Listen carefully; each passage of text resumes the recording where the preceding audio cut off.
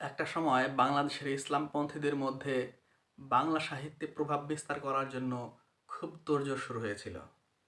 সে সময় তারা বাংলা সাহিত্যের অনেক প্রতিষ্ঠিত লেখকদের সাথে মতবিনিময় করতেন।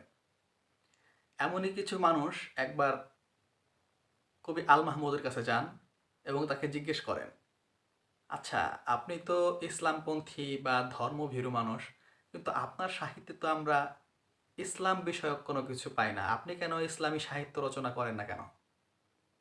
তখন আল মাহমুদ উত্তর দিয়েছিলেন, মানবিক সব সাহিত্যই ইসলামী সাহিত্য। ইসলামী সাহিত্য হওয়ার জন্য একটা বইয়ের মধ্যে, একটা কবিতার মধ্যে বা উপন্যাসের মধ্যে ইসলাম, নামাজ, রোজা, হজ, জাকাত বা জান্নাত জাহান্নামের বর্ণনা থাকতে হবে, বিষয়টা তা না। আপনি যদি মানবিক হন, মানবতার কথা বলেন, মানুষের অনুভূতিগুলো নিয়ে কথা বলেন, তাহলেও সেটা ইসলামী উপন্যাস বা ইসলামী কবিতা কিংবা ইসলামী সাহিত্য হতে পারে। সহজ কথায়, যে কোনো মানবিক বিষয়ই যেটা মানুষের কল্যাণে কাজে আসে সেটাই ইসলামী সাহিত্য। আল মাহমুদের ইসলামী সাহিত্য বিষয়ক এই বক্তব্য বর্তমানে ইসলামী রাজনীতি নামে নতুন যে একটা রাজনৈতিক ধারা সৃষ্টি হয়েছে সেক্ষেত্রেও প্রয়োগ করা যায়। রাজনীতির মধ্যে ইসলামী রাজনীতি নামে একটা রাজনীতিকে আলাদা করে ফেলা হয়েছে। কারণ কি? যারা ইসলামী রাজনীতি করে তারা দেশে শরিয়া আইন কায়েম করতে চায়।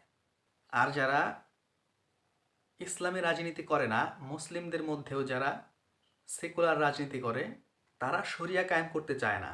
এই দুইভাবে রাজনীতিকে দুই ভাগে ভাগ করে ফেলা হয়েছে। এখন ইসলামী রাজনীতির সংকটটা আসলে কোথায়? ধরেন আপনি একটা দল করেন, যে দলের ইশতেহার বা প্রধান ঘোষণাই হচ্ছে ক্ষমতায় গেলে শরিয়া আইন কায়েম করবেন। ধরা যাক বাংলাদেশের প্রেক্ষিতে বর্তমানে ইসলামী আন্দোলন বা চরমনাই পীরের দল, তারা বলছে তারা ক্ষমতায় গেলে ইসলামী আইন কায়েম করবে, কিন্তু জামাত বা বিএনপি এরা শরিয়া আইন কায়েম করবে না। কিন্তু ভোটের ফলাফলে আমরা কি দেখব? যারা ইসলামী আইন কায়েমের কথা বলছে তারা ভোট পাবে সর্বোচ্চ 2%, বা ঊর্ধ্বে গেলে 3%, বা ধরলাম 5%ই পেল। তাতে কি দাঁড়াবে? বাংলাদেশের 95% মানুষ শরিয়া চায় না, এটা দাঁড়াবে? আসলে তা না। বাংলাদেশের 95% মানুষ শরিয়া চায় না আর 5% মানুষ শরিয়া চায়, বিষয়টা এমন হবে না। এর অর্থ হচ্ছে বাংলাদেশের 70% বা 80% মানুষ হয়তো শরিয়া চাইতে পারে, কিন্তু সেটা আপনাদের মাধ্যমে না। কারণ শরিয়া আইন কায়েমের জন্য তারা আপনাকে উপযুক্ত ব্যক্তি হিসেবে বিশ্বাস করে না, তারা আপনার উপর আস্থা রাখে না। তারা মনে করে আপনি শরিয়া আইন কায়েমের জন্য উপযুক্ত ব্যক্তি নন। দেখেন, ইসলামের আবির্ভাবের পরে শরিয়া আইন পুরোপুরিভাবে কার্যকর ছিল হচ্ছে 30 বছর। এরপর খেলাফত বা রাজতন্ত্র আমরা যেটাই বলি না কেন, সেগুলোতে পুরোপুরিভাবে শরিয়া আইন কায়েম ছিল না।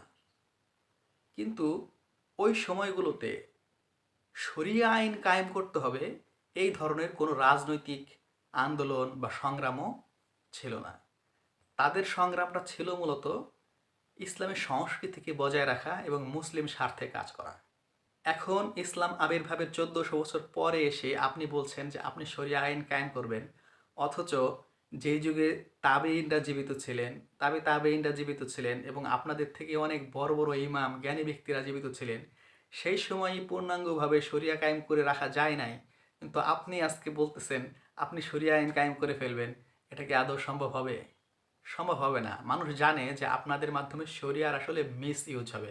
আপনারা সঠিকভাবে শরিয়া কায়েম করবেন না, বরং শরিয়ার নামে আপনাদের নিজস্ব চিন্তাভাবনাকে মানুষের উপর চাপিয়ে দিবেন। আপনার ব্যাখ্যায় যেটা শরিয়া আইন, আপনি সেটাই শুধু ফলো করতে বলবেন। অন্য সব মতাদর্শ, অন্য সব চিন্তাকে আপনারা ব্যান করে দিবেন, যেটা অলরেডি আফগানিস্তানে করেছে। তারা ভিন্ন চিন্তার সকল চিন্তাকে তারা ব্যান করে দিয়েছে। শুধু তারা যেটা বিশ্বাস করে সব মানুষকে সেটাই ফলো করতে হবে। এটা কি শরিয়া?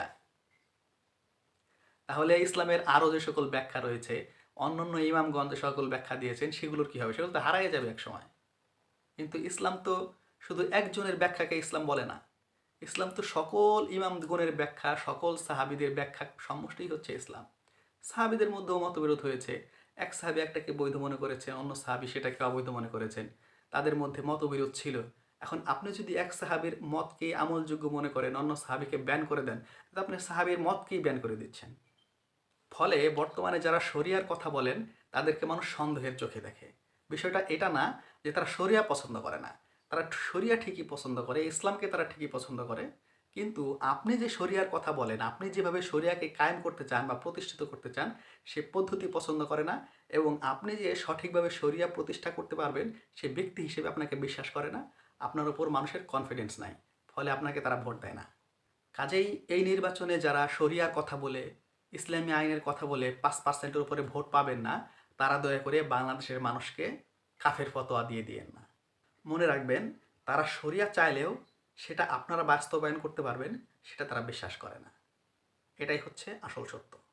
এখানে আরেকটা দিক আছে, সেটা হচ্ছে আপনি হয়তো অস্ত্রের জোরে বা শক্তি প্রয়োগের মাধ্যমে রাষ্ট্রীয় ক্ষমতায় অধিষ্ঠিত হতে পারবেন, কিন্তু আপনার মন মতো শরিয়া রাষ্ট্রে প্রতিষ্ঠিত করতে হলে আপনাকে অবশ্যই ফ্যাসিবাদ কায়েম করতে হবে।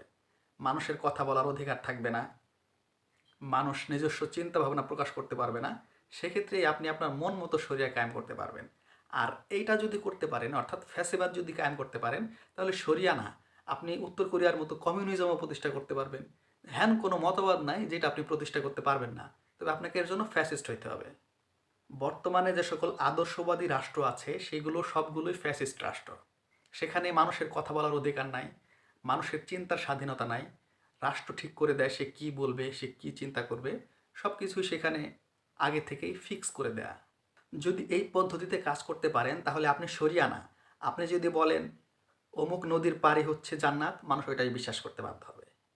আপনি যদি বলেন অমুক দরবারে হাজিরা দেওয়া ইসলামী শরিয়া কায়েমের জন্য ফরজ, মানুষ সেটাও বিশ্বাস করতে শুরু করবে। কিন্তু এর জন্য আপনাকে অবশ্যই ফ্যাসিস্ট হওয়া লাগবে, অন্যথায় সম্ভব না। কিন্তু ইসলাম কি শাসককে ফ্যাসিস্ট হওয়ার অনুমতি দেয়? না, দেয় না। খোলাফায়ে রাশেদিনের সময় খলিফার এমন অনেক বিষয় ছিল যেগুলো তারা জনগণের উপর জোর করে চাপিয়ে দেন নাই। খলিফাকে প্রশ্ন করা গেছে, খলিফা কোনো অন্যায় করলে সেটার প্রতিবাদ তৎক্ষণাৎ মানুষ করেছে। তাদের কোনো পছন্দ হয়নি এমন কাজ করলে তাকে প্রশ্ন করেছে।